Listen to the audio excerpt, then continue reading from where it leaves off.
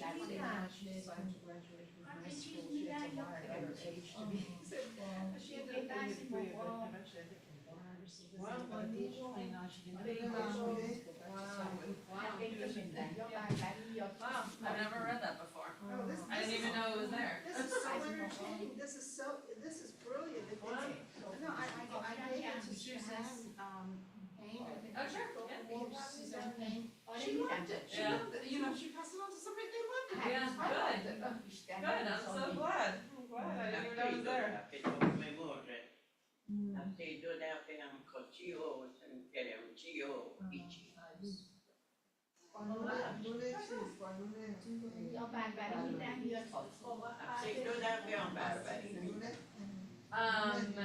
Yeah, I mean, yes, as opposed to what?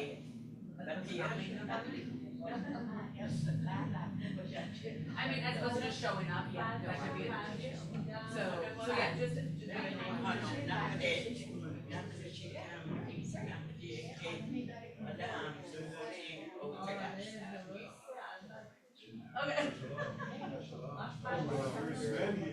Rosa, how are you feeling? I was released from the hospital.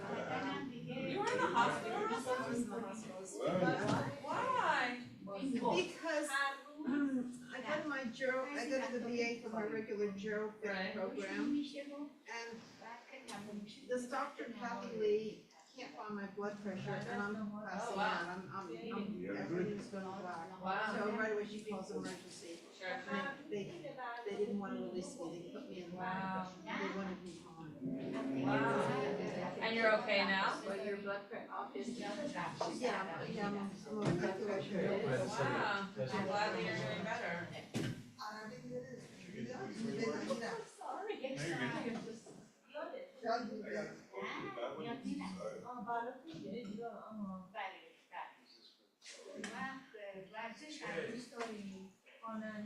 Are you reading for homework? Yeah. Okay. That was a fascinating session this morning. These are all the bruises from the needles. We were just talking about the point that, where you said that maybe these were, some of the place names that we don't know had meanings. Yeah. Notice one of them's name was Terra. Yeah. That, Right. There was also the notion that maybe some people actually stayed behind. Yeah. And it's always surprising that here they are, they're talking about the establishment of Arabian plot. And yet, they're not in the land yet, and they're talking about what's going to happen in 6 different places. Yeah. Boy, that's really something to be able to check where those 6 places are going to be. I can understand how it would be analyzed from historical perspective. But I wonder how the Orthodox take things a little differently, how they explain something like that. Totally, And I'm sure there's some explanation, but it doesn't strike me as much as the historical. Yeah, it was a really, I was glad that people were so into discussing it, because it was it really caught my eye this year, so I was glad to be able to chat about it. That's the best part of, for me, that's the best part of being KNU, is being able to have those conversations, because I also learned something in the moment, right? Like there's nothing. Do you remember Henny Raw? Yeah, of course. Okay, because she's in Heritage Point Right. and Mission Laguna, Viejo now. I wanna drive down and visit her. I Yeah. Go understand ahead. Heritage Point is a rather Jewish-friendly retirement It's a great place. community in Orange County. Yeah, it's closer to Laguna, but yeah, it's in that general area. Yeah, And I'm Laguna's still gonna Orange drive County. down and visit her. Because Yeah. Henny Raw's about 100 years old now. I think she's 101, yeah. She's Yeah. 101. I hear from her every once in a while. Yeah. Oh, I gotta get my car and go down and visit her. Yeah, the she's corner wonderful. office, please. Yeah. They will share the corner office. All right, Ellen, I'll Sure. come here, Now, wow. come here, She didn't your get- thing. She didn't move down there till she was like 98 or 97. Her son thought she shouldn't be living alone on Bedford Street. She moved last year. Yeah, she was living alone on Bedford Correct. Street, and you know, she had a cleaning woman come in and clean her place once I did an unveiling for her. That was my first life cycle here at Betham. It was in like September, and I got here, maybe even August, and I got here in July. And I got to know her very well. Yeah, we were poll workers together here in this synagogue. We Oh, met and we nice. were poll workers together. That's very And, sweet. yeah, she was 83 when I first met her. I'm She sorry was a for, very good poll worker, very polite to everybody. I'm sorry for interrupting, but what was your, what did you go up here, what did you do here? I was a poll worker Oh, here. poll worker, I thought So you was said poll worker. Henny was I misunderstood. part of my team. I was Poll worker. I was the Got it. head honcho and she was part of my team. That's great. That's great. And we're grabbing your home services every so often. That's nice of you. That's very nice. She lives right around the corner, the way I normally go anyway, so like it was out of my way or anything. Yeah. No, she's a wonderful. She'd be very happy that we're talking about her. She's a lovely, lovely lady. Yeah, really nice. Okay, we are going to begin Mincha, which is on page 214.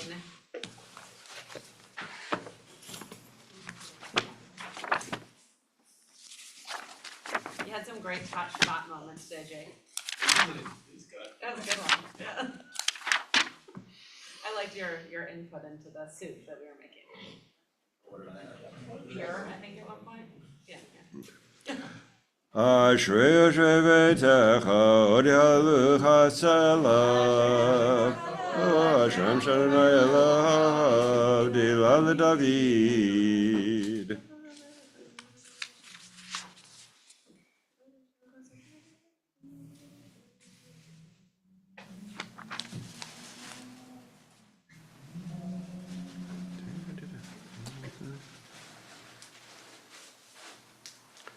תהילת נא ידע בפיו, יברך בששן קודשו לעולם ועד, ונכרך ימת אביד עולם, הללויה, ובא לציון גואל, שבשבו בנו אדוני.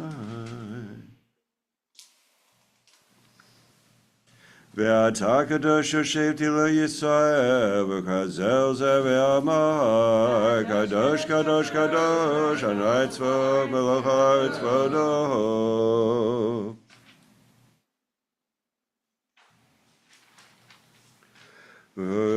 ותישאני ורשמך רק רש גדול, ברוך כבוד אדוני ממקומו.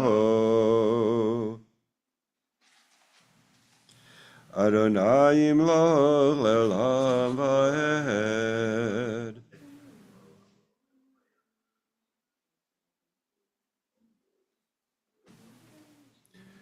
Titenem le'Yaakov chesed l'Avraham, shenishbata l'avotenu mi'imei kedem.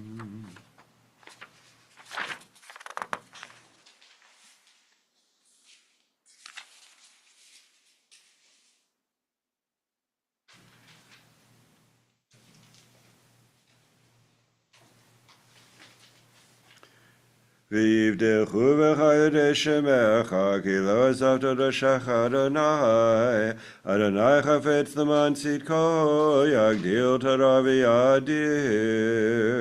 יתגדל ויתקדש שמי רבה, ועמד דברי חירותי, וימליך מלכותי, בחייכון וביומייכון, וחיי דחו בישראל, בגלה בזמן קריב, אמרו אמן. יש מרבה מברך, לעולם ולעולמי עולמי. יתברך וישתבח ויתפאר ויתמר ויתנשא, ויתהדר ויתעלה ויתעלה שמר קדושה בריחו. לאל מגובך ושירתה, תושבתה ונחמתה, תמרן בעלמה, ואמרו אמן. ואני תפילתי לך אדוני את רצון, אלוהים ברוב חסדך, ענני באמת אישך. ויהי בנצרון, ויאמר משה, קום אדוני ויפוצוי בך, וינוסו משנאיך מפניך, כי מציון תצא תורה, דבר אדוני מירושלים, ברוך שנתן תורה לעמו ישראל בקדושתו.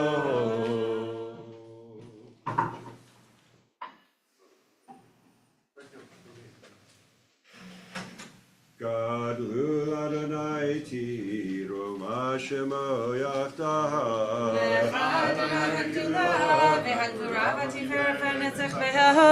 כי חוב השמיים הוא בארץ, לך אדוני הממלכה, ומנסה לכל דרוש. רוממו אדוני אלוהינו, והשתחוו לאדם רגליו קדושו. רוממו אדוני אלוהינו, והשתחוו להר קודשו, כי קדוש אדוני אלוהינו.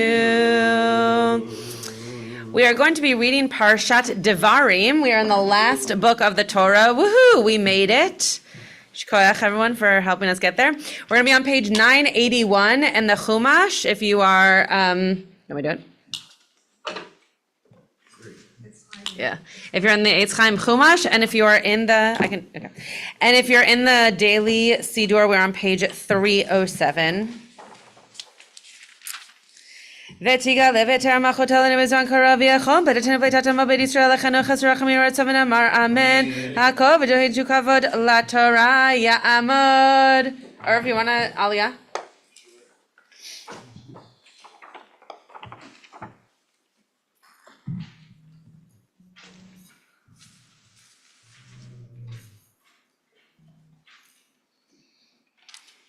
Come over here. What's your Hebrew name? Well, I gotta get my, It's right here. oh, What's your Hebrew name? sorry. What's your Hebrew name? Oh, Yitzhak ben Yeshua. Yitzchak ben Yoshua, Lali Arishon Baruch, Shatan Torah Lemois Rabek Dushato. Hanavikim Baranai Elohechem, Chaim Kulechem, Hayom. Haim Kochem Hayom. Baruch Adonai, Baruch. Baruch Adonai Baruch Leolam Vaed. Baruch Leolam Vaed. Baruch Adonai, Eloheinu melech haolam, asher bo habonim v'kolam, v'nasa lanu es Toraso. Baruch Adonai, noseinu Torah. Amen. הדברים אשר דיבר משה אל כל ישראל בעבר הירדן במדבר בערבה מוסוף בין פרן ובין תופל ולבן וחצרות ודי זהב 11 ימי חורב דרך הר שעיר עד קדש ברנע ויהי ב40 שנה ב12 חודש באחד לחודש דיבר משה אל בני ישראל ככל אשר ציווה אדוני אותו עליהם. Baruch Adonai, Eloheinu melech haolam, asher nasa lanu Torah emes v'chayei olam notah b'sochenu. Baruch Adonai, noseinu Torah. Amen. Esther, do you want an Aliyah?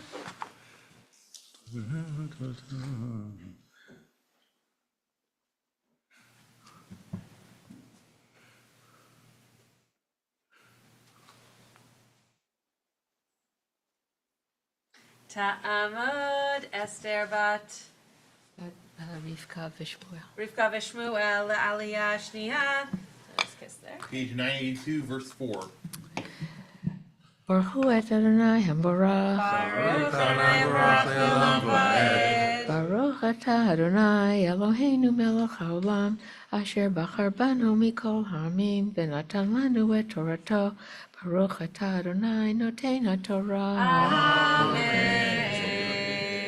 Amen. אחרי הכותו את סיחון מלך המורי אשר יושב בחשבון ויעד. אוג מלך הבשן אשר יושב בישתרות בידראי. בעבר הירדן בארץ מואב הואיל משה באר את התורה הזאת לאמור. אדוני אלוהינו דיבר אלינו בחורב לאמור. רב לכם שבט פר הזה. פנו וסעו לכם ובואו הר המורי ואל כל שכניו בערבה וההר ובשפל ובנגב וחוף הים ארץ הכנעני והלבנון עד הנהר הגדול נהר פרת.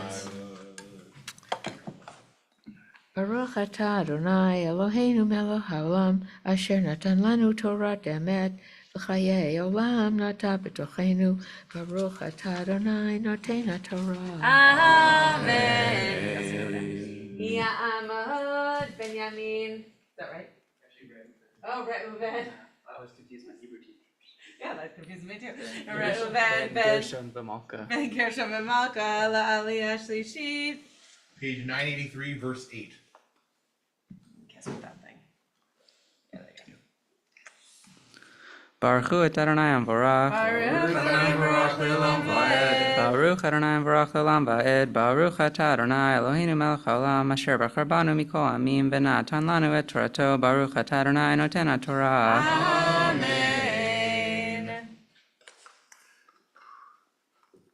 Amen. Re'ei notati lifnechem et haaretz, bo'u urshu et haaretz, asher nishba Adonai la'avotechem, li'avraham li'yitzchak li'yaakov latet lahem, ulzaram acharehem, bo'omar lechem, bo'etahi lemor, lu'chal levadi se'et etchem, Adonai lehechem hirba etchem, v'hinechem hayom, kichochvei shamayim la'rov, Adonai Elohei avotechem, Yosef alechem kachem elef pa'amim, v'yorech etchem kasher diber lachem.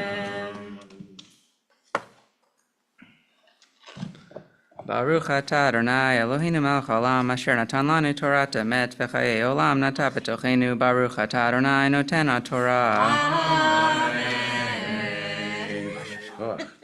Yamad Hamagbiya. Nico, you want to rap?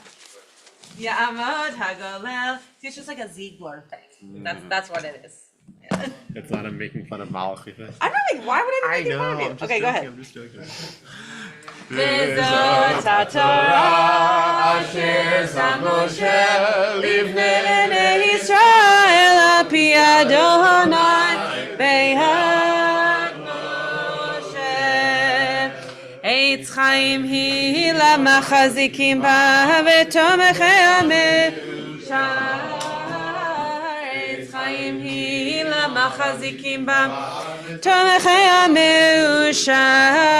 Derachea darchenu am bechol tivatem shalom. Derachea darchenu am bechol tivatem shalom. Yanai yanai yanai yanai yanai yanai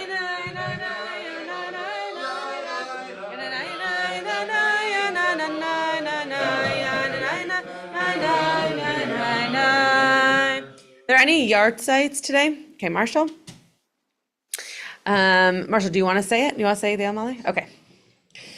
So Malachi, you can give Marshall the Siddur. The Torah.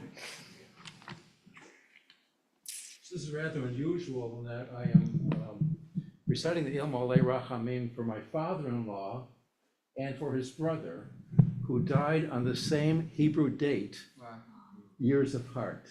Okay? They're quite unusual. Ilmalei Rachamim shochein b'maromim, hamtzei menucha nechona, tachat kanfei hashchina, b'ma'alot kedoshim utorim, kezohar kiamasirim, L'nishmat Nechemi ben Tzvi Chanoch v'Kaila v'Yosef ben Tzvi Chanoch v'Kaila shalchu le'olamam Began Eden tehei menuchatam Ana ba'al rachamim hastirehu b'seiter kanafecha le'olamim Utzror b'tzror chaim nishmotehem Adonai hu nachalatam v'yanuach b'shalom mishkvotehem v'nomar Amen. So the only comment I want to make is really related to this morning's parsha, sort of 1 week delayed, I guess. We read about Maseh, right? Travels or stages. And my father-in-law and his brother did not get stuck at a stage. They were both survivors, and they survived together. There were 4 brothers who survived, and the whole rest of the families were just sort of wiped out. But they survived, and after the war, they came to Germany. They set up a business there. And then after about 5 years, they decided to leave when my mother-in-law got frightened.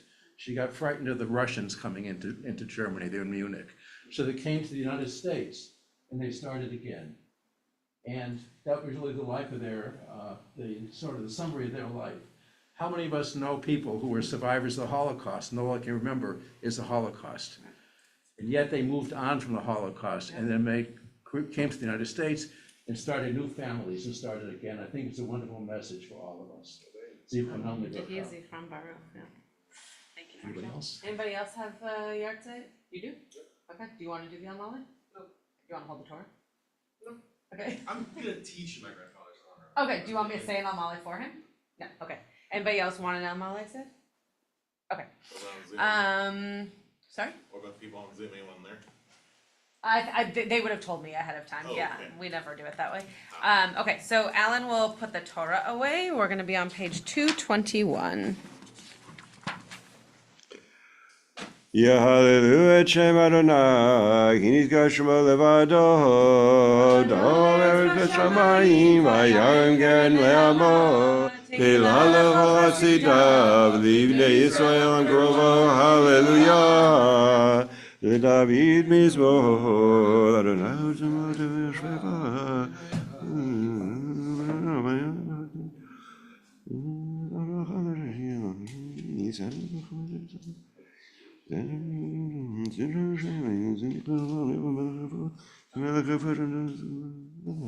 Sushar Moshechem, Subitchei Olam, Ve'avo Melech HaKavod, Muze Melech HaKavod, Adonai Tzvaot, U'Melech HaKavod Tzelam. Uvnu Hoyomar.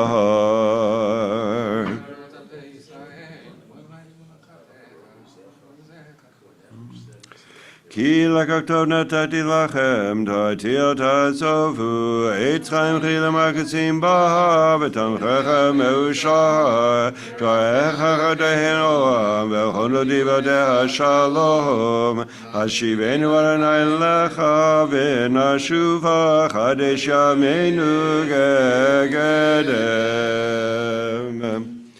Yitkara v'gadash ve'abba, b'amadi v'achute v'nichmachute v'chaychon v'yomechon ra'cherecho be'Yisrael b'yolav v'zman gavivim amen. Eish ve'avar v'achlelav l'me'amayah. Yitbarach v'yishtabach v'yitbar v'yitmam v'yitnaseh v'yitadar v'yitalev v'yitalash mergud eshabrechu.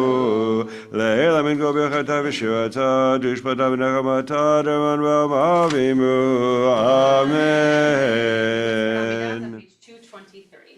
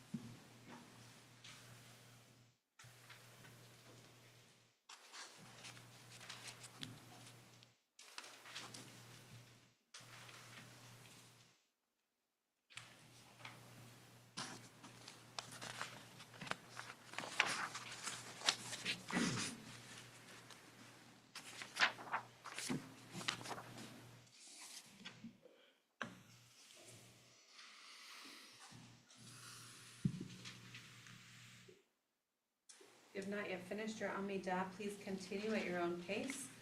Alan will lead us in the repetition, which begins on page 223, and we'll join together for the Kedusha on page 225.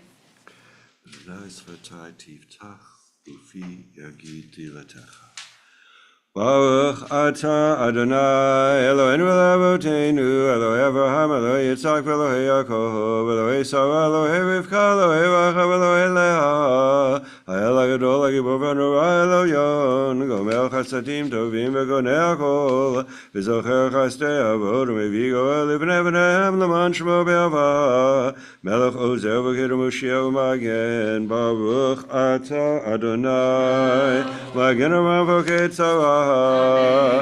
אתה גיבור לעם אדוני, מחמת הרב להושיע, מוריד הצל, מחלקל חיים בחסד, מחמת רחמים רבים, סומך נופלים והופך חולים ומצהיר אסורים, מקיים ענתו לשני עבר, מי כמוך בגבורות ומדום מלך, מלך מבינוי מצמיח ישועה. ונאמן אתה לחיות מתים, ברוך אתה אדוני, מחיי המתים.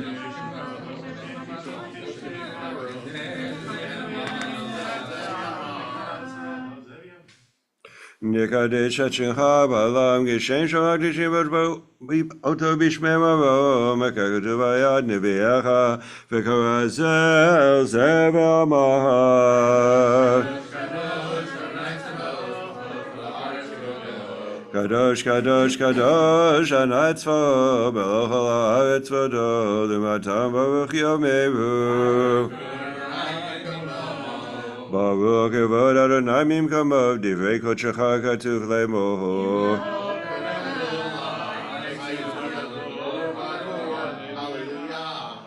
ימלוך אדוני לעולם, אלוהי ציון, לדור ודור, הללויה. לדור ודור נגיד גודלך, לנצח נצים קדושתך נקדיש, ושבחך אלוהינו, ובינו אמוש לעולם ועד, כי המלך גדול וקדוש אתה, ברוך אתה אדוני, האל הקדוש. אתה אחד ושמך אחד, מכל חסר אחד בארץ, תבעט גדולה ועטרת ישועה, יום מנוחה ושלומך נתת, אברהם יגל, יצחק ירנן, יעקב ובניו ינוחו בו, מנוחת אהבה ונדבה, מנוחת אמת ואמונה, מנוחת שלום ושלווה והשקט בבטח, מנוחה שלמה שאתה רוצה בה, יכירו בניך וידעו כי איתך היא מנוחתם, ועל מנוחתם יקדישו את שמך. אלוהינו ולאבותינו, את צווי מנוחתנו, קדשנו במצוותיך, ותן חלקנו בתורתך, סבנו מטובך ושמחנו בישועתך, וטהר ליבנו לעבדך באמת, והנח לנו אדוני אלוהינו בעבר ורצון שבת קודשך, וינוחו וישראל מקדשי שמך, ברוך אתה אדוני מקדש השבת. וצר אדוני אלוהינו עמך ישראל ותפילתם, והשבת עלי לדביר ביתך, תפילתם בבטח וברצון, ותהי לרצון תמיד עבודת ישראל עמך, ותחזינה עינינו בשובך לציון ברחמים. ברוך אתה אדוני מחזיר שכינתו לציון, מודים אנחנו לך.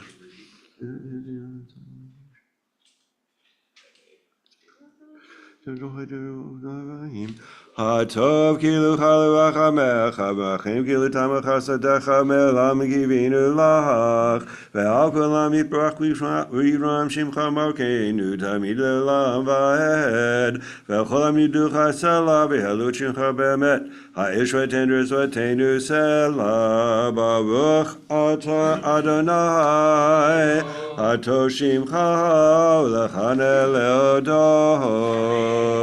שלום רב ישראל עמך, והקוש ותבל תשים לעולם, כתוב מלך אדון לכל השלום, וטוב בעיניך, לברך נך ישראל בכל עת ובכל שעה בשלומך, ברוך אתה אדוני, המברך את עמו ישראל בשלום.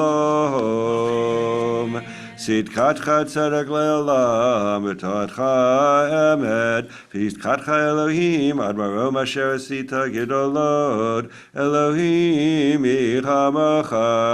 צדקתך קרא משפטך תהום רבה, אדם ובהמה תושיע אדוני.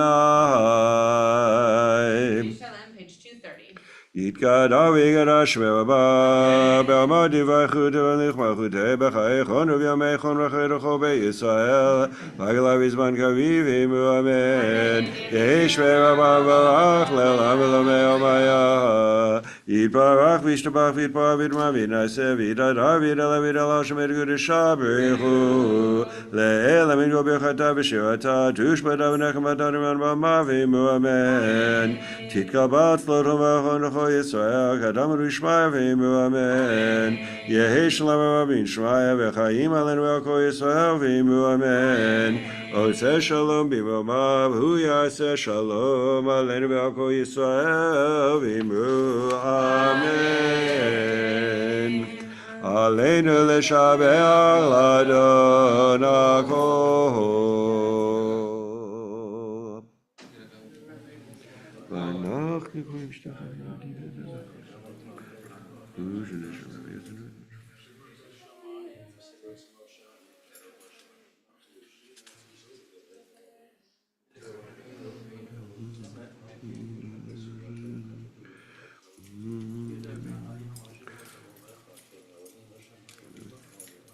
ונאמר והיה אדוני למלך על כל הארץ ביום ההוא יהיה אדוני אחד ושמו אחד.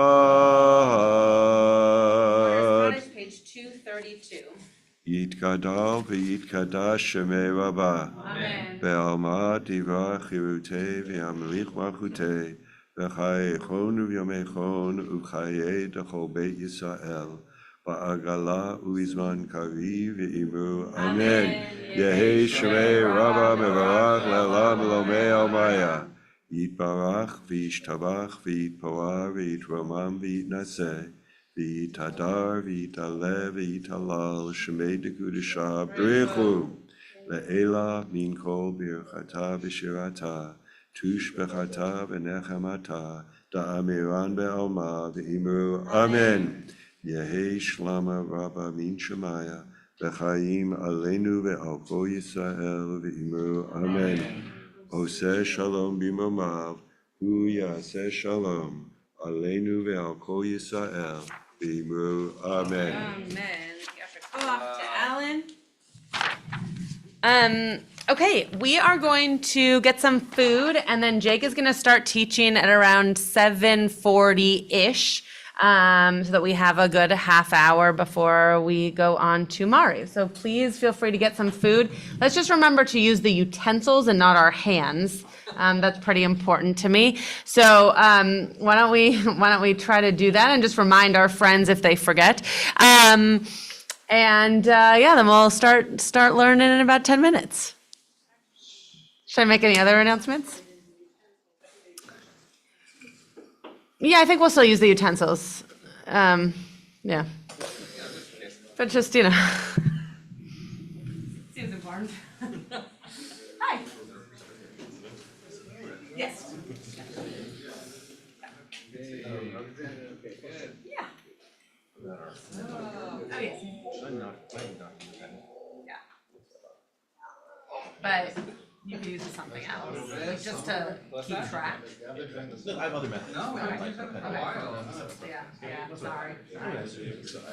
Yeah, I mean, like, no one's gonna yell at you, but. No, I know. Yeah, no, I appreciate that. What did you think of Tashba in that room? Great. Yeah? Better than this room? I have been. Okay.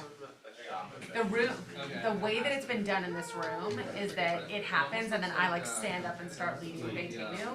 And so that room seemed better because then the parents can just like hang out and schmooze afterwards. Okay. Although then that meant that even though, despite your desire for this to like be welcoming to the chaos. Yeah. Well, your parents living? Probably lots of people want that. Right. Right. Well, which, the truth is, like, if people aren't gonna come to service, they're not gonna come to service, like, I'm not trying to trap them, right, like. I don't think they're traffic, I think.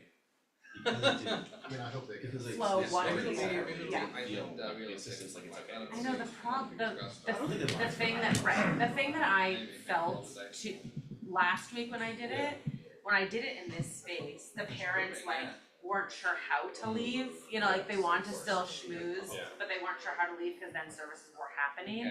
So like there were still some kids in here, and some parents did come in here, but not for the whole time. But if it's in a different room, it's a different thing, and so then it doesn't like necessarily flow right into here, but. I think it worked great. I think, actually, we left. Yeah, actually, Tuesday, we process packing, gives it all away. Yeah. Right, well, we have it again next week, so we can try again.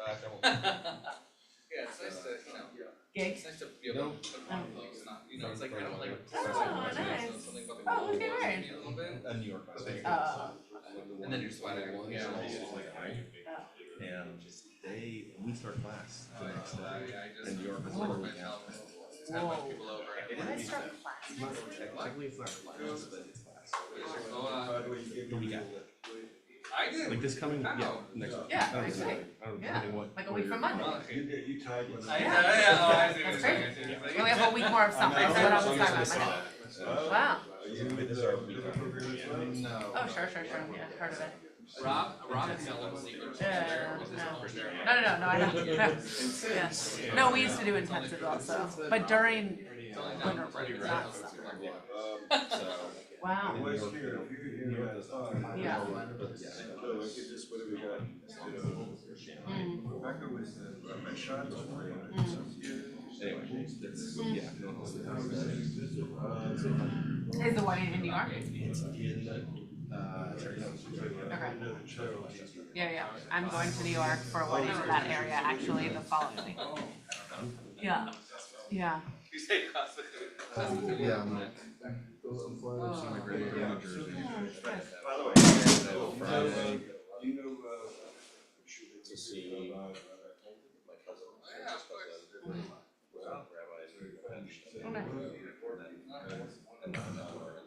I knew where So I'm like, what's my grandmother doing? No. Where was it?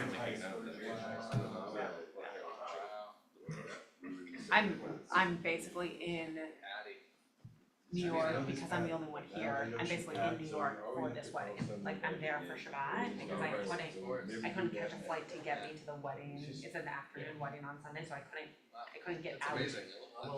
Like there was no flight late enough for me to leave on Saturday night, and there was no flight early enough Sunday for me to get there.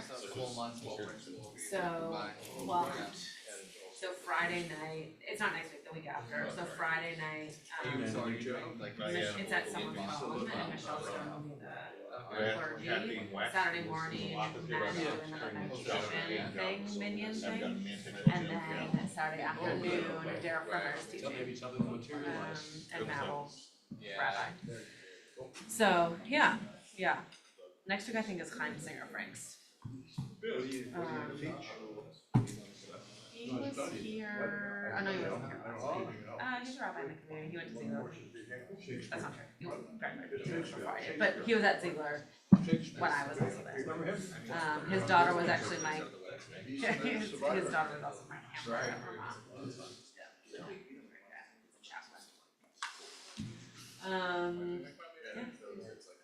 You should get some food if you want it.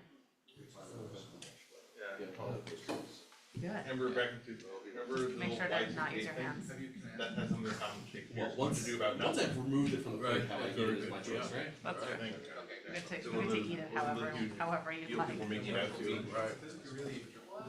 Surely reflected by it, didn't know what's gonna happen. Great, but turns out that your title of the Shakespeare play, much ado about nothing.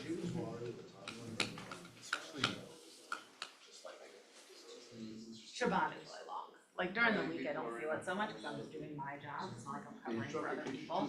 But Shabbat is, I mean, unless there's a funeral, it's like there's no one else but me. Shabbat is a lot because I'm on for all three things. We're normally gonna rotate. So, yeah, it's a lot. No. No.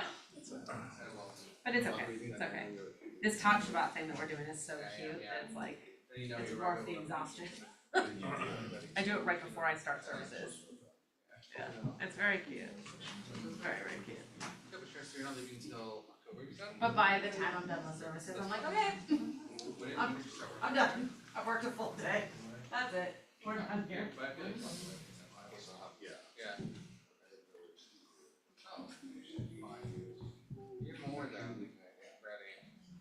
I was driving home this afternoon from school, I saw a discarded floor lamp on one side. And it never will be. So there's metal, and repair it. And then for shades, I have Salvage Brothers lamp. Well, that's what we're. We were having like, hey, went to JTS with Taylor, like Taylor Tony actually. Oh. And, Yeah, so it's one of that style, so unless one beat me to it, you know, tonight on the way home. And then put the shades on, maybe donate it to beat the shoe down the street. yes. Very long, so they're good cause. Emmanuel, right? Building canvases. Yeah. What? So if I can't sell it. Oh, you're done now? But you're not there for the last turn, okay.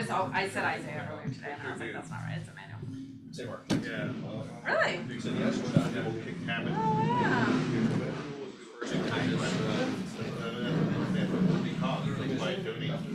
Oh, it's like a whole brigade, wow, I didn't know that.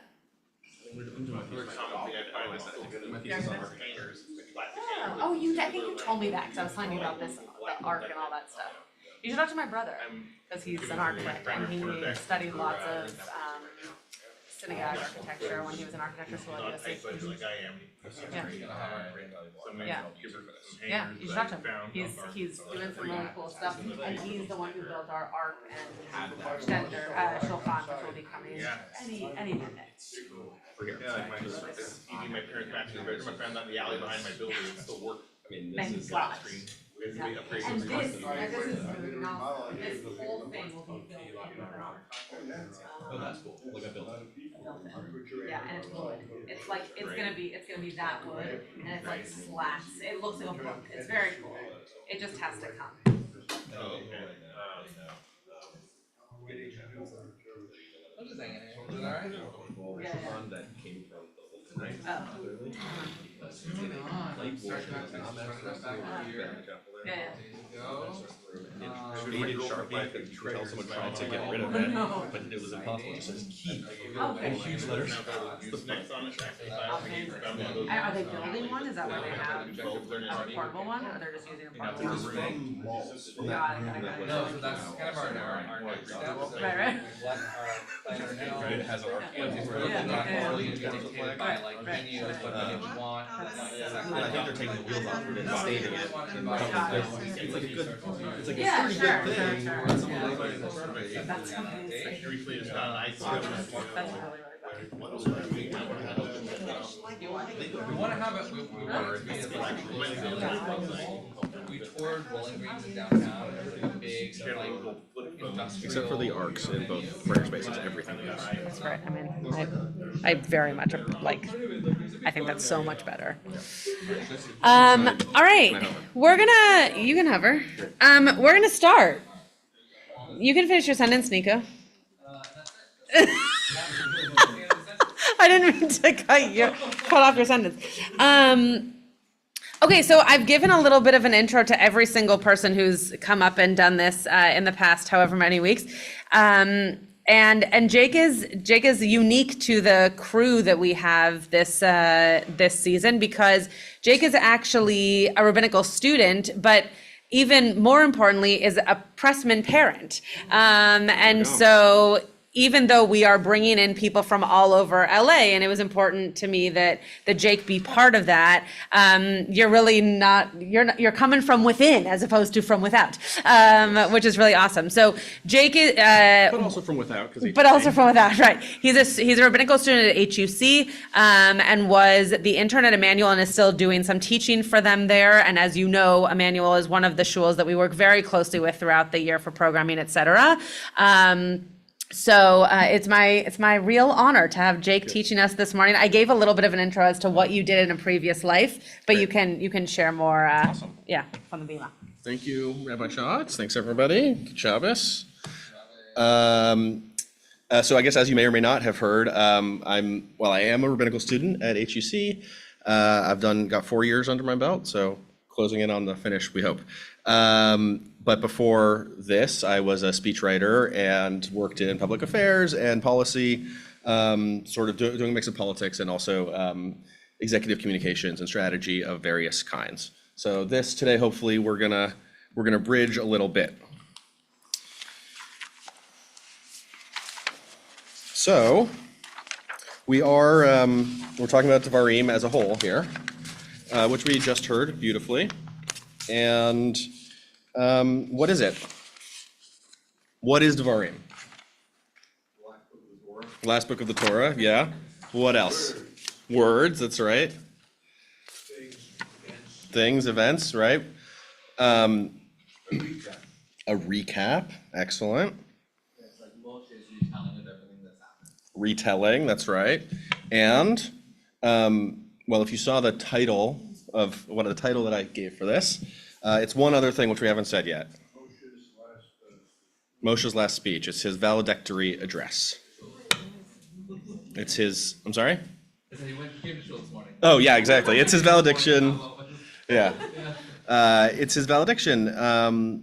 So as the story goes, the camp arrives on the eastern end of the Jordan, and they hang out for a long time while Moses gets in his last words, basically. And so as we heard on page 981, we heard it opens, and I'll just go through this really quickly. Well, definitely, actually, it has a lot of basic tenets of Judaism, and it really tells you how to read, and it tells you how to handle money, it tells you a lot of. That's right. basic tenets. So it handles a lot of stuff jammed in there. And the thing that's holding it, though, is, as it opens here, I'm just going to read in English, Ele Dvarim Asher Diber Moshe. These are the words Moshe spoke to all Israel on the other side of the Jordan, through the wilderness, etc. Here's how they got there. It was in the 40th year. On the other side of the Jordan, in the land of Moab, Moses undertook to expound this teaching, he said. And then we get the retelling, some of the fundamental tenets. It seems academics or scholars suggest that there are 4 or maybe 5 speeches here that are sort of merged together. And you can tell because most of Dvarim, the book, not the Parsha, is in the first person from Moshe. And you have a couple of these sort of sections, like these first 5 sentences, that are this unnamed third person narrator that corresponds to the narration that we get through most of the rest of the Torah. So with that, I'm going to pass out some sheets.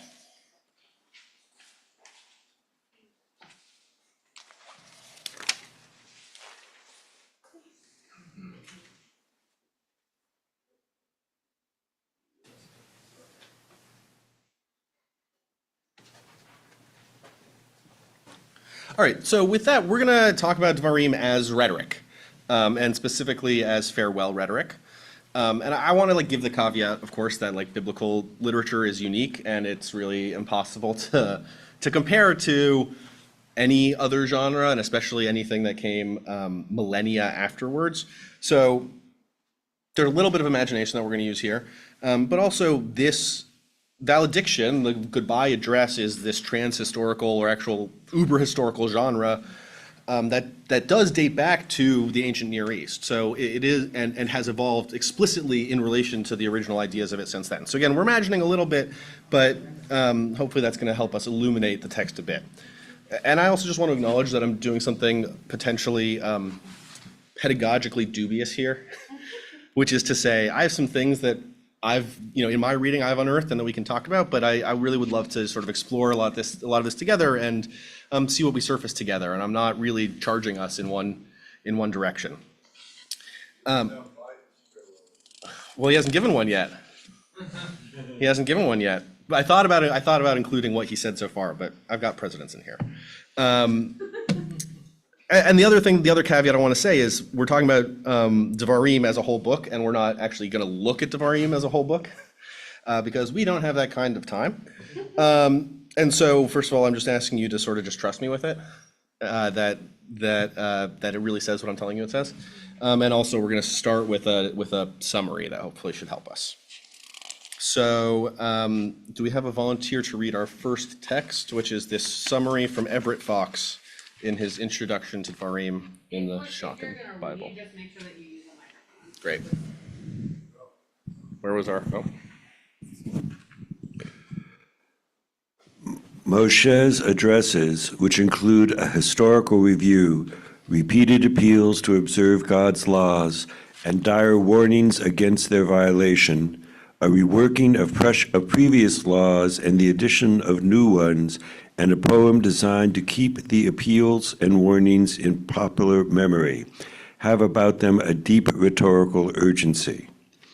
As an extended piece of argumentation and pleading, Deuteronomy holds pride of place in the Torah with its specialized vocabulary, its alternately pleading and warning tone, and its long, elegant phrases. Yeah? Say more. Why does it sound? I mean, I think. No, the actual sound. Oh. Oh, it's just loud. Does this sound like the biblical work that we know? Does this sound like the Torah that we know? This characterization? Does anything jump out at us here as being different from what we're used to when we talk about Torah text? The addition of new laws. New laws, right? Strange. It also explicitly calls Devarim poetry. It also explicitly calls Devarim poetry, which is a different form of text to think about. It has a whole new set of rules. Yeah. Excellent. Well said. Yeah, like Haazinu is written, right? The way it's written in the Torah looks it's the way you see in Parshat Haazinu, the way the text is laid out. Mm-hmm. It's like poetry instead of like the way it is in the rest of the Torah, aside from Shirat Hayam. Yeah. Yeah, there's some layout stuff here and elsewhere. Yeah. And what about this idea of argumentation? Do we think that the Torah, the rest of the time, does that feel like argumentation? Does that feel like a genre we would use to describe Torah? No. No. No, it doesn't. I mean, Yeah. the rest of the Torah, like if we think about this week's Parsha, there's just a lot of stuff that we're told, but there's no argumentation of, or even feeling of whether or not the way that we are hearing it or learning it from the Torah is the way that the person or people affected actually dealt with it. Whereas Deuteronomy, because it's very often in the first person, we're hearing a recapitulation of our history, but through a person's actual feelings and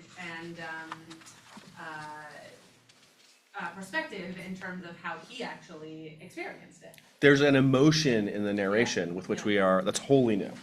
Even to the degree there's poetry already, there's like an emotion to this because it's like a first person. It's something else. So we're gonna look at. Well, actually, first I want to pass these out. These are supplementary. I realized later might be helpful. This is from the same author, Everett Fox. This is his outline of the whole book of Deuteronomy, Devarim. So just for reference as we continue to talk.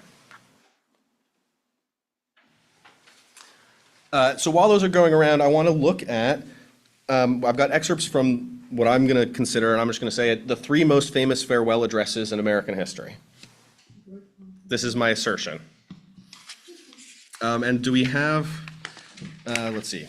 I'm going to read the Washington just because it's kind of dense, and I've got some experience with it. Great. All right. So Washington, he opens by saying some nice things, and then he says, And then he stops himself. He says, "Here perhaps I ought to stop, but a solicitude for your welfare, which cannot end but with my life, and the apprehension of danger natural to that solicitude, urge me, on an occasion like the present, to offer to your solemn contemplation, and to recommend to your frequent review some sentiments which are the result of much reflection, of no inconsiderable observation, and which appear to me all important to the permanency of your felicity as a people." So I've tried really hard, and now I can't help myself but keep telling you what you got to do. And he focuses this address, which, by the way, was really actually written, not ever delivered. So actually, it has that in common with Dvarim. And he focuses on three arguments, we're going to look at two of them, that he wants to leave with the people of Israel. Towards the preservation of your government and the permanency of your present happy state, it is requisite not only that you steadily discountenance irregular oppositions to its acknowledged authority, but also that you resist with care the spirit of innovation upon its principles, however specious the pretexts. One method of assault may be to effect, in the forms of the Constitution, alterations which will impair the energy of the system and thus to undermine what cannot be directly overthrown. So that's to say, we've given you, I'm leaving the office, but we've given you the Constitution. Use that. And also, not only use that, but be careful with how you amend it. We've given you the power to interpret it, to amend it, to alter it, but be conservative in your approach to it.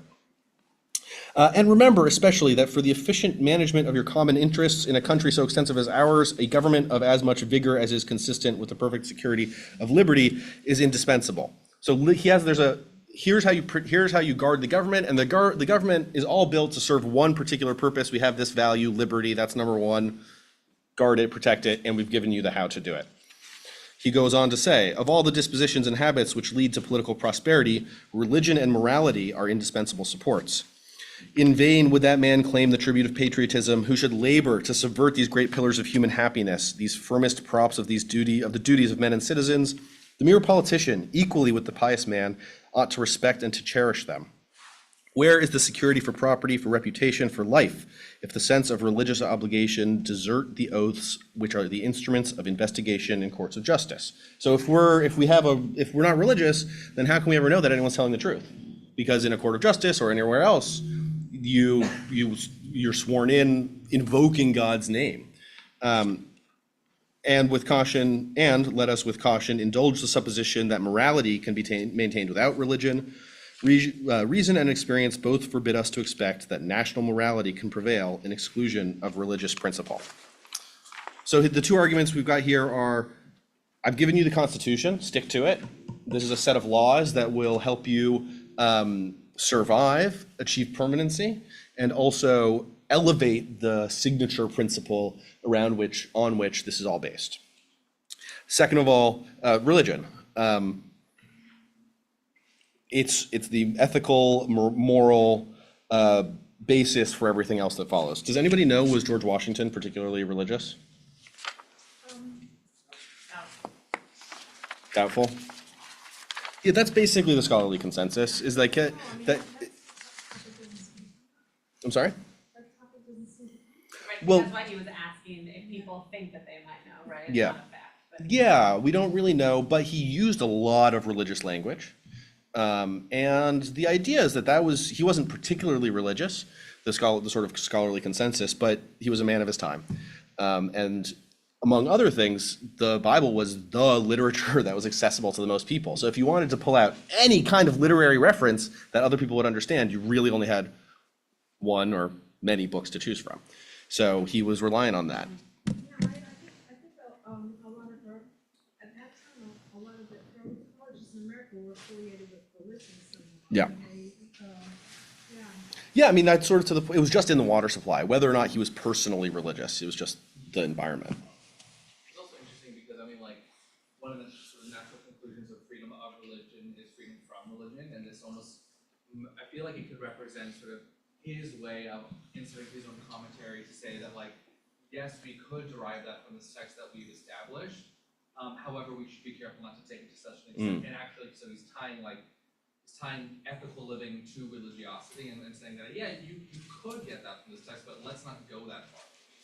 I think that's really insightful, and I would love to go down that, but also we could just talk about Washington.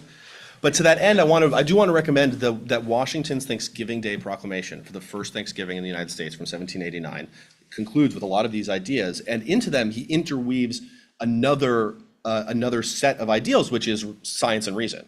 And to him, all of these go together. They're not indistinguishable, but intractable. I strongly recommend reading for his thoughts on the American project that I think correspond very strongly to lots of tenets of liberal Judaism. All right, this on the page 2, on the top of page 2, we have perhaps what I think of as like the most famous goodbye of all time. Is anybody familiar with Lou Gehrig's most famous quote? That's right. We're about to hear it.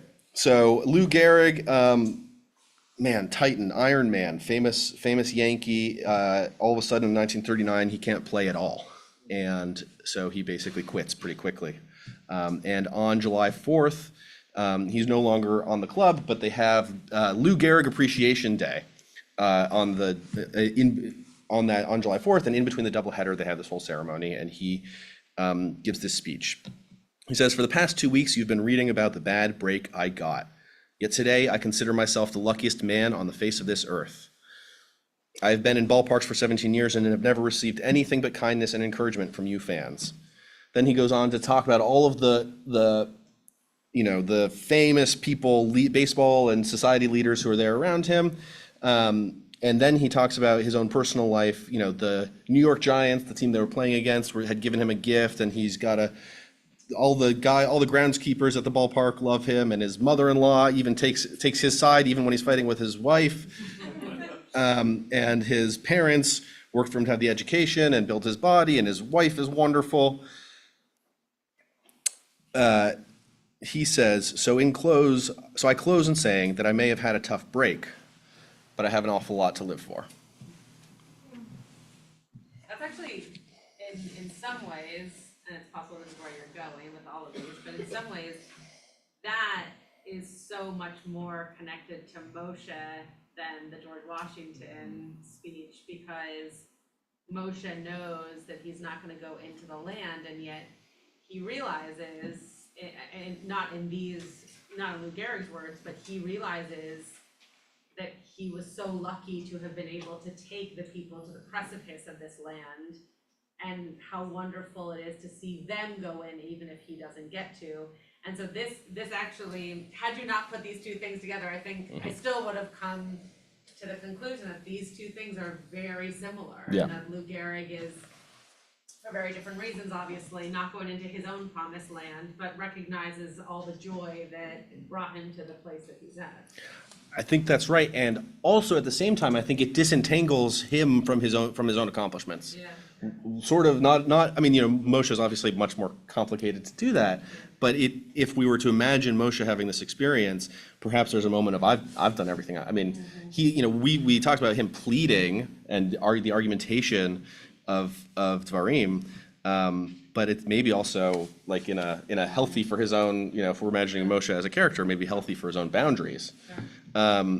I will say that at this point, to some degree, we might argue that Lou Gehrig crossed over into the promised land of baseball, because what they did, does anybody know what they did at Lou Gehrig Appreciation Day? They established a precedent that all professional sports teams continue to follow. They retired his number. Bingo, that's right. That was the first number ever retired. And it was like a novel idea. It was like, this guy means so much to us, and his fall was so precipitous. The only thing we can possibly think to do is it's like he's still playing here with us, but he can't. So they retired his number. There's also, we're looking at the George Washington versus Lou Gehrig as far as tenor, which I understand maybe a strange comment to make, but there's something to be said about the fact that the tenor of Lou Gehrig's words are very everyday, very, very, they have really broad appeal. Yeah. And sort of tie it to Moshe Rabbeinu's sort of leadership.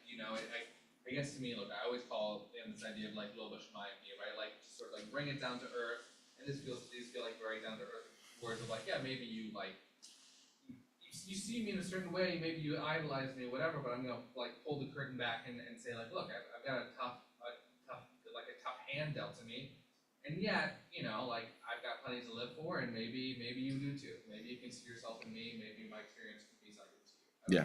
Yeah.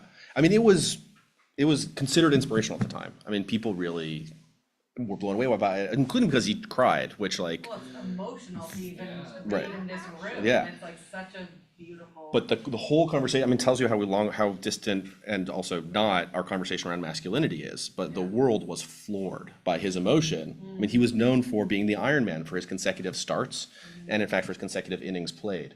But you guys, okay, Lou Gehrig loved baseball, and then he couldn't do baseball anymore, but that's a dilemma many people have to face. You know, what if He was you love dying. dancing and suddenly you can't dance? What Yeah. if you love to run and suddenly you can't run? Yeah. A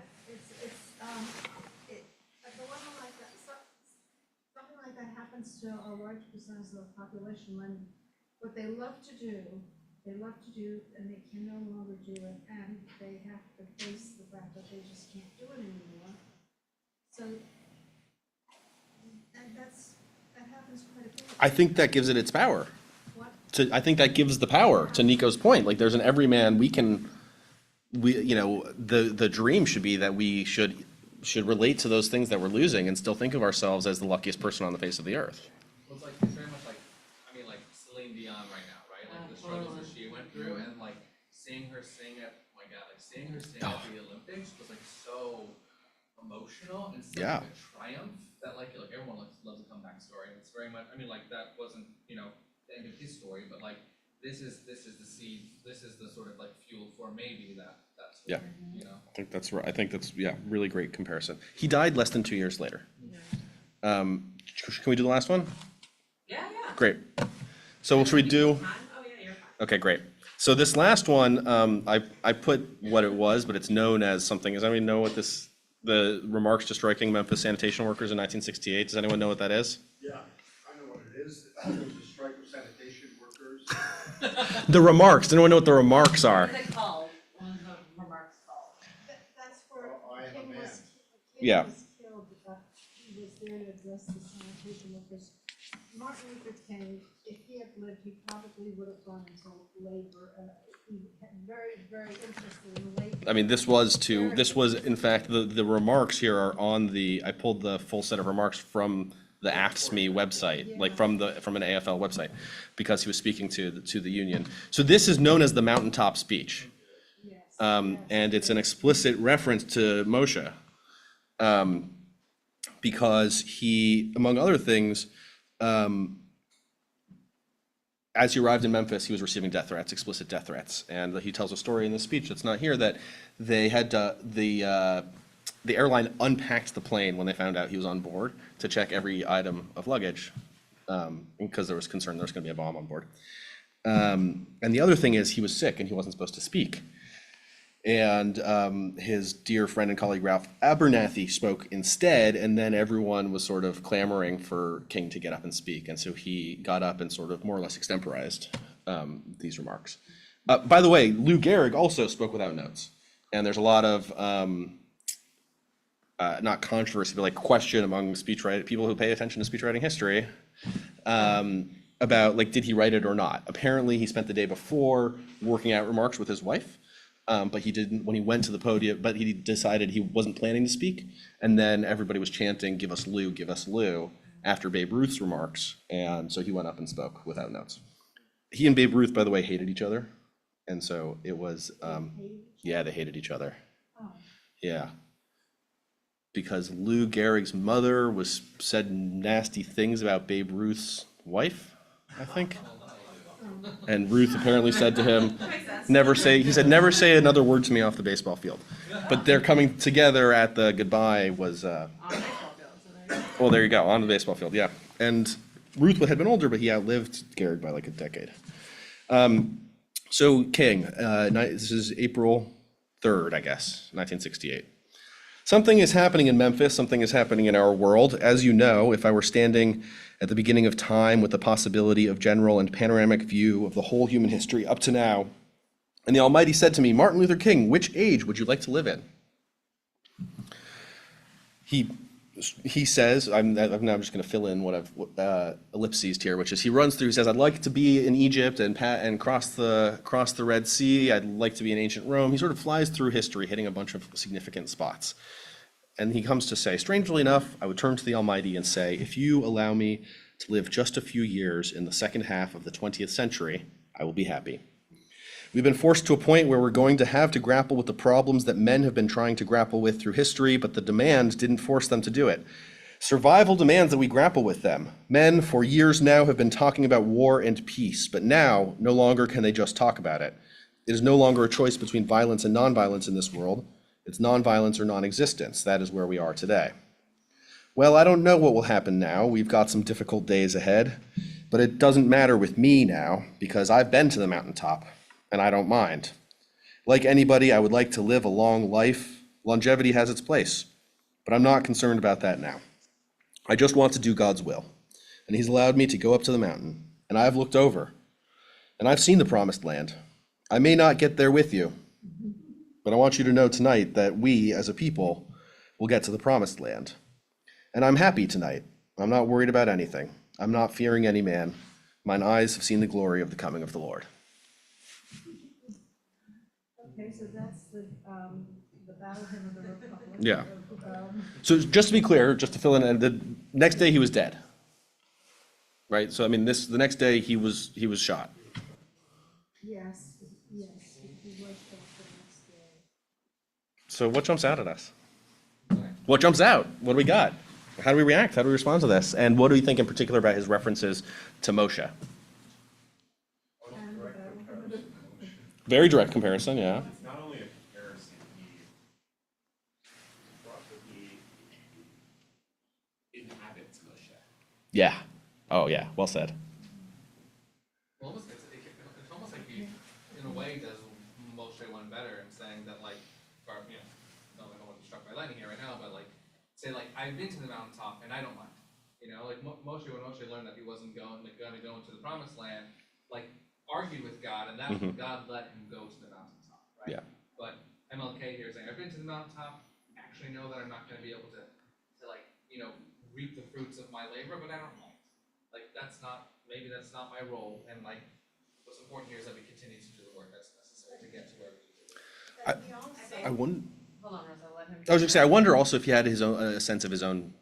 I mean, from what we know about him, huge ego, many shortcomings. I wonder if he had a sense of his own shortcomings, right? That he wasn't comparing himself. He didn't carry the upset of Moshe because he knew that he wasn't Moshe. You know, no prophet in Israel. He ain't it. I don't know. These words like longevity had, like, I'm not concerned about that now. I found like he was predicting his own death. Yeah, I was. Terrifying. That he somehow knew that longevity was not his to be. He never hit age 40. Yeah. He probably knew it just wasn't in the cards for him. I'm gonna say this, his argument would not have aged as well if he was not shot the next day. Because comparing yourself to Moshe and saying, I am Moshe, I've gone to see the mountain. It works if he died the next day, having become a sort of a hero of the civil rights movement. You know, if he lived another 30 or 40 years, this comparison might, to your point, been more ego than anything else. Yeah. It's so funny because I totally agree with that statement, but before I was thinking that this actually makes him sound quite humble, I think. I mean, I like to think of Moshe as a great leader because he was imperfect, and because he was so incapable of seeing himself as a leader. He was actually great at being a leader because he just thought of himself as every other person. And King was not that way because of what people thought of King. Not maybe that's also what King thought of himself, but definitely what other people thought of him. And even the story that you set this up by sharing, that he was feeling ill and that people chanted for him to speak.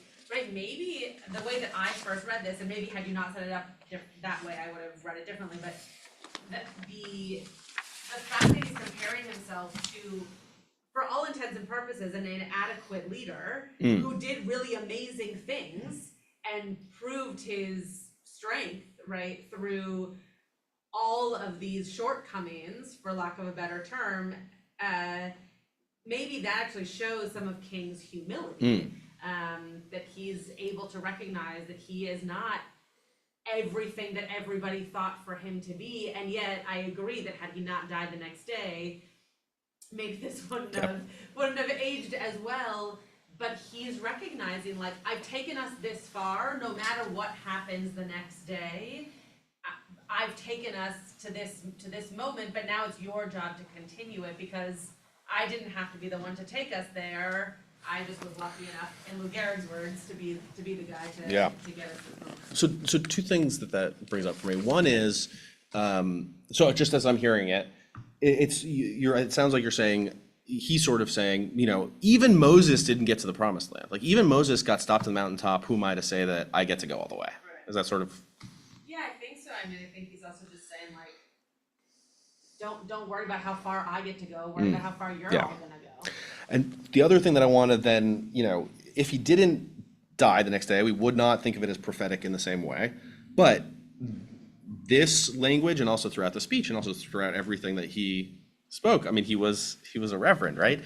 And so I think, so he was particularly religious in contrast to Washington, but I think also it's worth considering that the vernacular, his audiences were twofold. His audiences were manifold, but in particular, he spoke so much in the language of religion and Bible to reach two particular audiences, one of which is white America, and he's emphasizing this is something we have in common, but also to Black Americans who also had a limited literary reference point because of the constraints of the world of Jim Crow, but had Bible. So perhaps not unlike Washington, he is relying on one of the core literary pieces of shared literature that his audience had. They read the Bible, and the Black church was a very cohesive institution. Yeah. Is it the same group coming back the other way?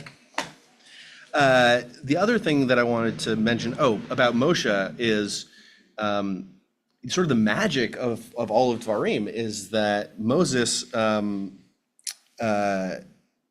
ish Dvarim anochi, like he was not a man of words. And then what do we do at the last pivotal moment when we need him most? We're about to set off without him. What does he have for us? He has Dvarim, he has words. That's what he has to offer us. So as I was preparing this, I was thinking about what does Dvarim tell us about goodbye addresses? And I woke up this morning and realized that actually the interesting question, or what I sort of unearthed, was what do looking at other goodbye addresses tell us about Moshe? So if we take Dvarim, if we take it out of its other kinds of context and, where it emerged, and it was this hidden book and all of that, what can we think about Moses in this moment of saying goodbye? What seems to rise to the top, and what can we latch onto? I think that it's interesting because there's a cynical take that you can take with Devarim and saying it's Moshe's take on everything that's happened, that he's sort of applying a revisionist history to what's gone on. But also you have to think of this parsha that we read of you moving camp to here, to moving camp there, moving camp to there, to keep things moving. And in a way, it's maybe there's a value to, maybe there's a more pragmatic way of looking at these words that Moshe has delivered and saying we could get lost in the analysis of it, but what we need to do is we need to keep things moving. Otherwise we're gonna get stuck, and then what's the point of this journey at all? Yeah. The big theme for me is the immense amount of gratitude for what Moshe did. When you think about liberating the people, a lot of what was in the Bible at that time is still true today. The idea that people, having been slaves for a long time, need almost a new generation to come up, all that stuff. So I think from Lou Gehrig to Washington, Martin Luther King, and Moshe, of course, what I got out is a tremendous amount of gratitude. Yeah.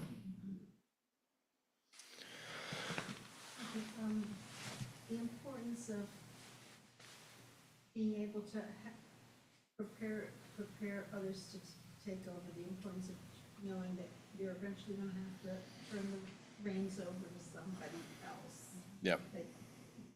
That time will come. Yeah, yeah. He spends a few sections on Joshua, and on many sections on what happens after you leave and go into land and hear the laws. But also, I've set you up with someone to come after me.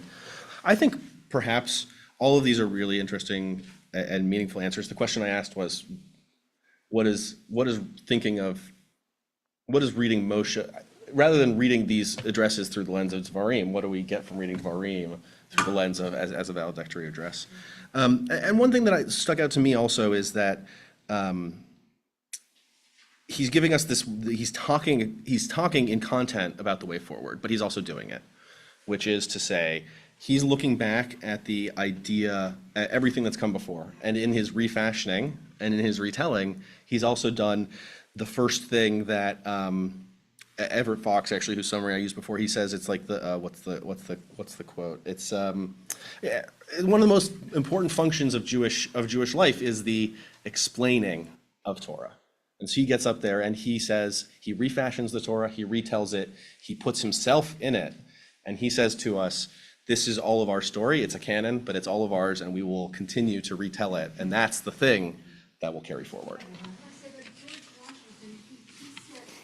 He set the basis of the US presidency. Yeah. He pretty well set the foundation of how the presidency was gonna work. You can say also Martin Luther King set a certain foundation for the country. Yeah. I mean, the country was a mess. The Civil Rights Act was probably the greatest single act of legislation ever passed by the US Congress. It really set the country on its path. So they have something, that's something they all have in common with Moses, Yeah. leading the people to a point where All right, Yep. this is the basis of it. thanks, Rosa. Yeah. Okay, we're Thank you gonna all. finish with Kaddish to Rabbanan and Yasher Koach to Jake. Toda. I know that you said that you were doing this in Yeah. memory of your grandfather. So I thought that Kaddish to Rabbanan would be a nice way for us to end with a Kaddish, but through the lens of study, which I don't think that I will ever think of Deuteronomy the same way I'm so again, glad. which I really appreciate. So let me find Kaddish to All right. Rabbanan. Well, while you do that, I'm going to use a moment of a point of personal privilege, as they Yeah. would say on the House floor, to just say, in my head, the connection here is that I didn't get a goodbye with my grandfather, but we didn't need it because we had everything else that he'd taught me and that we'd lived together. For us to proceed with Adam. And so in some ways, that's also Moshe's lesson, which is it's not, I mean, it is about what he said, and that's why he said it, and why we record it, and why we read it. But he highlighted that we had received the lessons that we needed to receive. A Toda. beautiful connection. Thank you.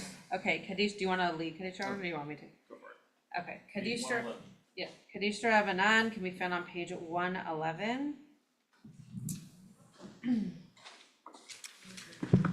Yitkadal v'yitkadash shemei rabbah be'alma divra kirutei ve'amlich malchutei v'chayechon u'v'yomechon u'v'chayei d'chol beit Yisrael ba'agala u'v'zman kari ve'imru amen yehei shmei rabbah mevarach le'olam lamei almaya Yitbarach v'yishtabach v'yitpa'ar v'yitromam v'yitnaseh v'yithadar v'yit'aleh v'yithalal shmei d'kudesha b'rechu le'ela min kol birchata v'shirata tushbechata v'nechamata da'amiran be'alma v'imru amen al Yisrael ve'al Rabbanan ve'al Talmidehon ve'al kol Talmidehon ve'al kol man de'askin be'oraita Di ve'atra haden ve'di ve'chol atar ve'atar Yehei lahon ulachon shlama rabba china ve'chista ve'rachamin ve'chayin arichin u'mezona revicha u'forkana min kodam avohon de'vishemaya ve'imru amen Yehei shlama rabba min shemaya ve'chayim tovim aleinu ve'al kol Yisrael ve'imru amen Oseh shalom miramav hu berachamav ya'aseh shalom Aleinu ve'al kol Yisrael ve'imru amen. We'll very quickly do the short version of Birkat Hamazon. So if you want to turn to, I think it's page 47. And 47 in the books of Hebrew on the left and 42 in the Hebrew on the right. That's the short version? Well, it starts with Shir Aleph, then. Yeah. and then Okay, so then, The older book's on page 62. okay, The great. newer book's on 69. 69, yeah. Okay, so let's do Shir Hamalot, and then Joey, if you want to lead the Zimun, you can, but we're going to do the shorter version, which is, oh, you didn't have bagel. Okay, did anybody have a bagel who can do a Zimun? Benji, you want to? 69. We'll do Shir Hamalot first, though. Shir Hamalot b'shuv Adonai et shivat Tzion hayinu kecholmim az yemales chok pinu u'shoneinu rina Hagoyim higdil Adonai Lasoti mele higdil Adonai Lasoti manu hayinu semechim Shuv Adonai et shevitenu kafikim ba'negev hazorim bedima berin ha'ikzorum Haloch yelechu v'achol nasem eshech hazara bo yavo verina no se alumotav. So Benji will lead us in the Zimun, and then we'll do Birkat Hamazon silently. Yehi shemana mevarach me'tave adolam.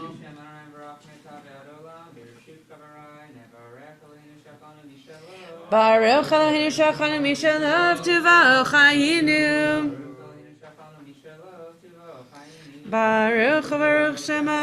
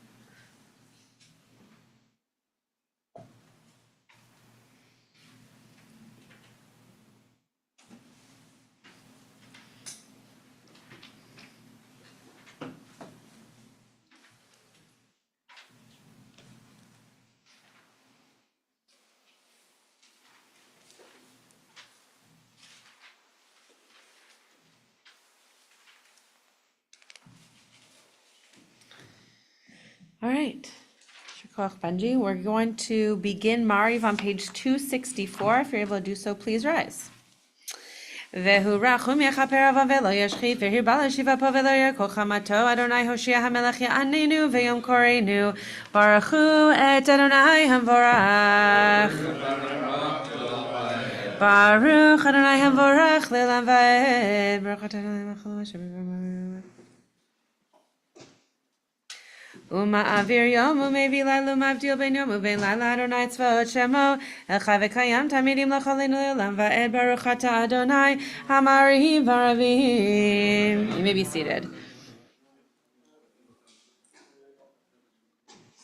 Ve'ahavatecha al tasir mimenu le'olamim baruch ata Adonai ohev amo Yisrael Shema Yisrael Adonai Eloheinu Adonai Echad.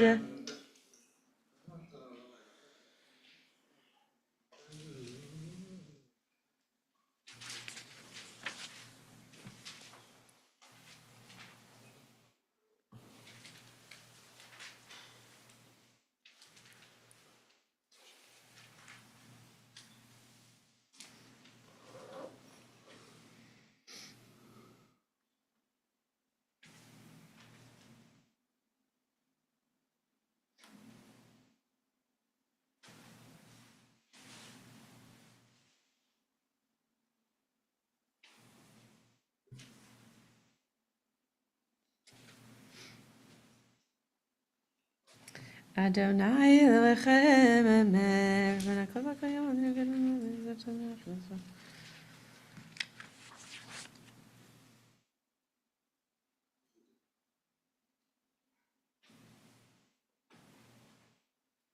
Umalchuto b'ratzon kilu aleihem Moshe v'nei Yisrael echanu shira b'simcha rabba v'imru chulam michamocha b'alim Adonai mikamocha nedar b'kodesh nora teilot osef elem malchutecha ra'u v'necha bokeh yom lifnei Moshe ze'ili anu ve'amru Adonai yimloch le'olam va'ed v'ne'emar kifat Adonai ta'kov u'golam yed chazak mimenu baruch ata Adonai ka'al Yisrael Hashkivenu Adonai Eloheinu shalom Eloheinu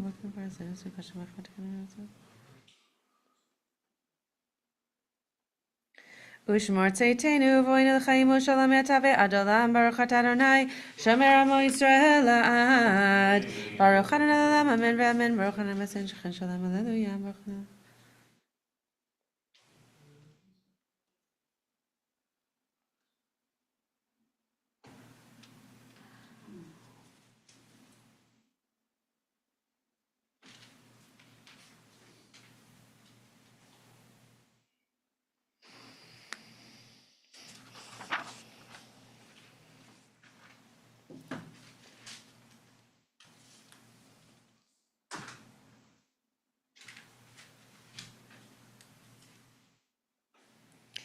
Ki hamalchut shelach hi olam le'atimach bechavod ki lanu melech ele ata baruch ata Adonai hamelech b'kvado tamidim l'choleinu le'olam va'ed v'kol ma'asav yitkadav v'kadash merabah behamad divra kirtei v'mlich malchutei v'chayechonu v'mechonu v'chayei d'chol beit Yisrael v'agalav izman kari v'imru amen yehi shmira v'vorach le'olam l'omei amaya Yitbarach v'yishtabach v'yitbar v'yitramam v'yinaseh v'yitadar v'yitale v'yitalosh midukudesha b'richu le'ela min kol berchata v'shirata tishbechata v'nechemata da'amiran nebe'alma v'imru amen. The whispered Amidah is on page 270.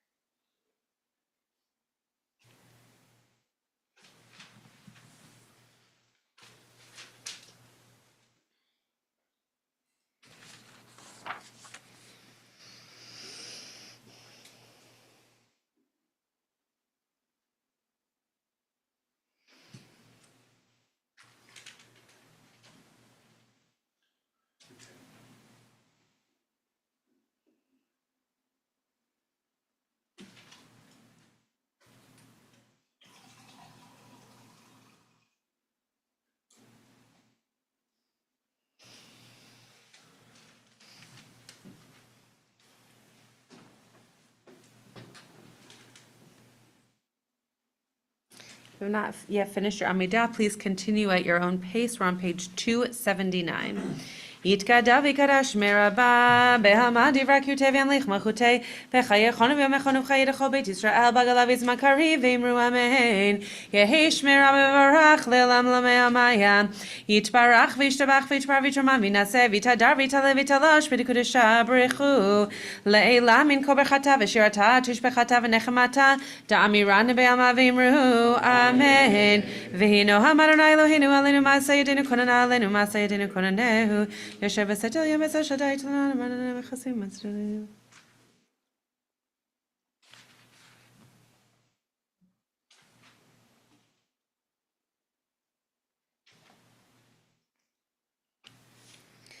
יקראני ועיניהו עמו אנוכי וצרח הצבח בדי אורחמים אסביהו והרי ושועתי אורחמים אסביהו והרי ושועתי. Page 216. ואתה קדוש יושב תהילות ישראל וקרא זה אל זה ואמר קדוש קדוש קדוש אדוני צבא מלך הארץ כבודו מקבלים תמיד ואמונה קדוש. ותישאני רוח ואשמע אחרי קורש גדול ברוך כבוד אדוני ממקומו. אדוני ימלוך לעולם ועד.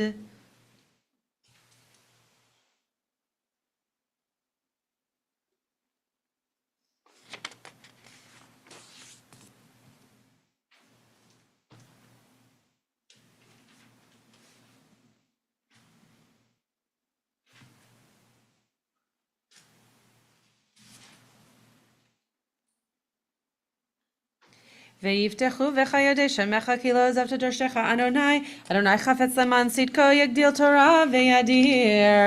Page 280.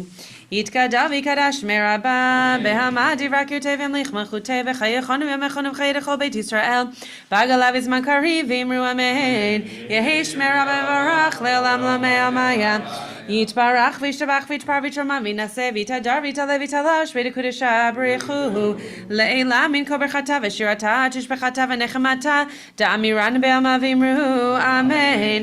תתקבל צלדון ובדון דכל ישראל קודם ובהון דבי שמיה ואמרו אמן. יהי שלום הרבה בין שמיה וחיים עלינו ועל כל ישראל ואמרו אמן.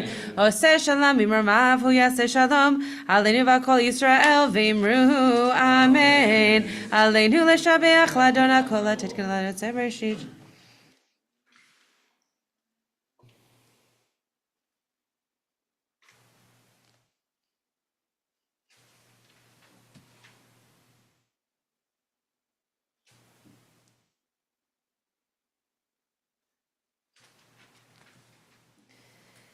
ונאמר והיה אדוני למלך על כל הארץ ביום ההוא אדוני אחד ושמו אחד. Mourner's Kaddish, page 282. יתגדל ויתקדש שמי רבה, בעלמא דברה קירותי וימליך מלכותי, בחייכון וביומכון ובחיי דכל בית ישראל, בעגלה ובזמן קריב ואמרו אמן.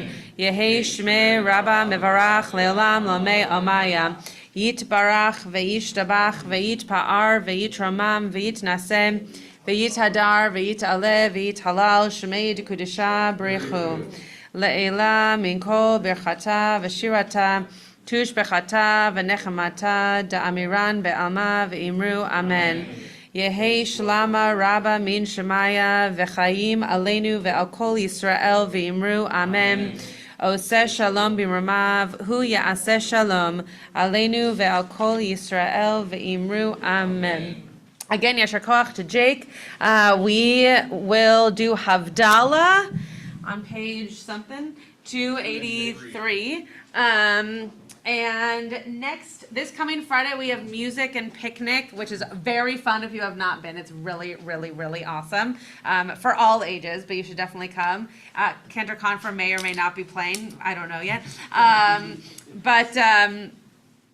But you should definitely come. And next week, I believe Rabbi Chaim Singer Franks is teaching in the Sudash Sheet slot. And then you've got me Saturday morning. So come to whatever is, it sounds exciting to you. And those are all the announcements.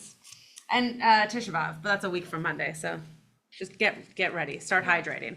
Okay. To anything. Get sad. Okay. Havdalah. Let's hit the lights. Hine el Yeshuati eftach velo efchad ki ozi vezimrat Adonai vayehi li shua ushaftem mayim besason mimanei ha-Yeshua l'Adonai ha-Yeshua Alam chavir chatecha sela Adonai tzevahot imanu miskav lanu Elohei Yaakov sem Adonai tzevahot Ashrei Adam boteach bach Adonai Hoshia Hamelech Ya'anenu Veyom Koreinu LaYehudim Hayta Ora Vesimcha Vesason Veikar Kenti Elanu Kasi Yeshuot Esah Uveshem Adonai Ekra Yainanai Yananai Nainai Yainanai Yananai Baruch Ata Adonai Eloheinu Melech HaOlam Borei Peri Hagafen Baruch Ata Adonai Eloheinu Melech HaOlam Borei Minei Vesamim Baruch Ata Adonai Eloheinu Melech HaOlam Borei Meorei Ha'esh Baruch Ata Adonai Eloheinu Melech HaOlam Hamavdil Bein Kodesh Lechol Bein Or Lechoshech Bein Yisrael Le'amim Bein Yom HaShvi'i Le'sheshet Yamei HaMaseh Baruch Ata Adonai Hamavdil Bein Kodesh Lechol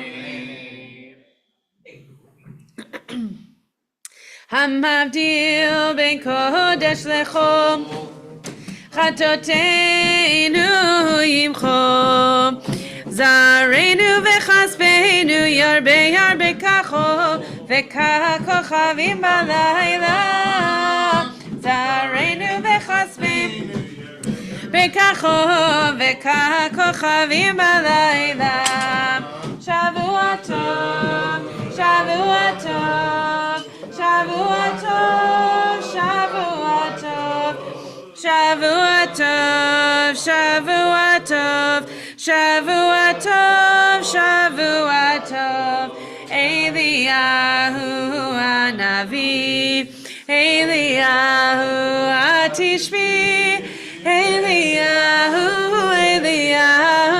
Eliyahu Agiladi Bimhera Ve'yameinu Yahavo Eleinu Mashiach Ben David Mashiach Ben David. Shavua Tov, everyone. Have a safe drive or walk home and a great week. Oh, thanks. Welcome. Thanks, Overshot. You're so welcome, Nico.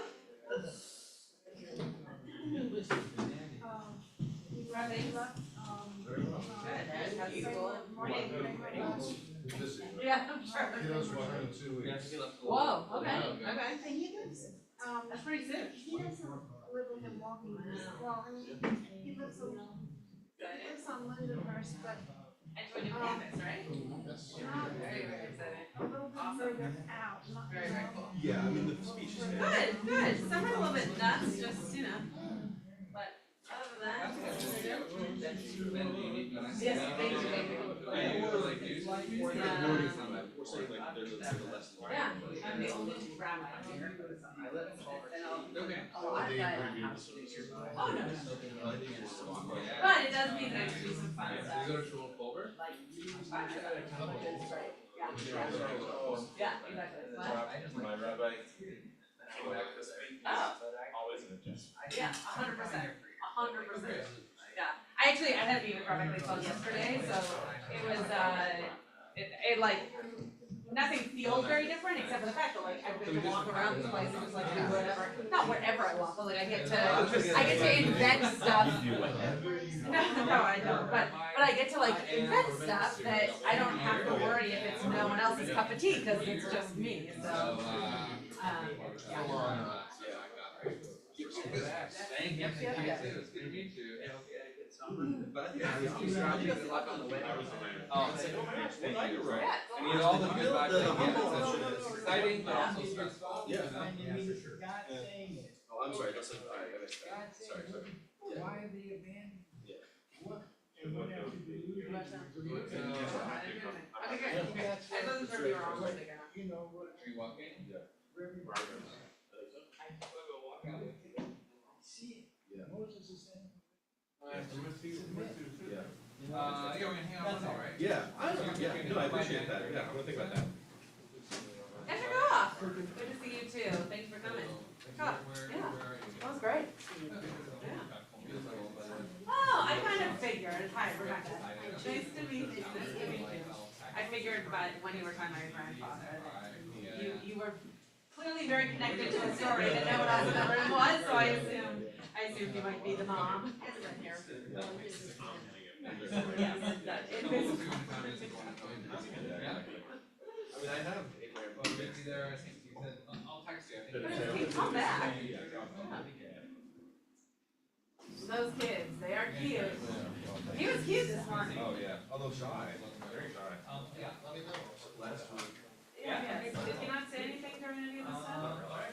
Go tell us, buddy. Thanks. So, I was the service. Oh, that's so cute. He was Washington, but he was like, yeah, actually, the first thing that I said, told him that he would have Shabbat service, and it was so funny, he said, That's awesome. "Got the symbol away," Oh, because he's gonna be the rabbi. right. Oh, can I sing? Oh, So he's, that is so it was, cute. but then he came here and was like, Maybe if you let talk about you, it would not be yeah, the that's shot. right, Yeah. but he asked me to say hi to you, and he asked me to say hi to you. I don't know. No, Right. he didn't come. But like all the TVA people invited for their kids there. Yeah, I know, that's tough. All right, Alright, Well, thanks, thank you. journey I had a home. blast. It was, So- it was so great. You are welcome to do this anytime. Like, you're No, it's here. anytime that you are interested in trying something out, or like, this is a space where lots of rabbinical students will just like try stuff, but it's Yeah. pretty low stakes, and as long as you're able to manage a crowd, Right, well, it's low You're stakes, but it's also like pretty literate, so it's like Yes. really good for workshopping. 100%. Stakes are low, the expertise is high. right, correct. And I mean stakes low, meaning like, it's not gonna be hundreds of people, and half the crowd is not gonna be involved, so, and, exactly, yeah, exactly. So yeah, anytime, really, really